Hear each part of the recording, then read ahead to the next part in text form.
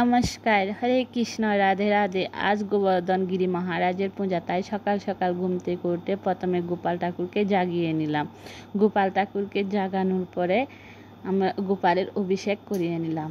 গোপালকে সকাল সকাল ঘুম থেকে উঠে জাগিয়ে গোপালের অভিষেক সম্পন্ন করলাম। গোপালের অভিষেক পঞ্চামৃত দিয়ে স্নান করালাম। গোপালকে অভিষেক স্নান করানোর পরে গোপালকে সুন্দর করে ফুলের মালা দিয়ে সাজিয়ে আসনে বসিয়ে দিলাম। আসনে বসিয়ে দেওয়ার পরে আমি গেছিলাম গোপালের সব আয়োজন করতে। ঘরের গোপালের জন্য সামান্য আয়োজনই করেছি, অল্প করে গোপালের জন্য অন্নকূটের ব্যবস্থা করেছি, তাই অল্প রান্না করেছি গোপালের জন্য।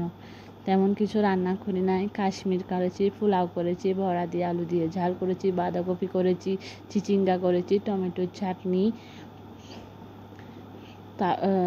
লুচি, পুলি, নিমকি, গজা, শসা, টমেটো, তারপর এরপরে পায়েস করেছি। এগুলো দিয়ে সুন্দর করে জগন্নাথ সাজিয়ে জগন্নাথ গোপালকে অন্নকূটের ব্যবস্থা করেছি।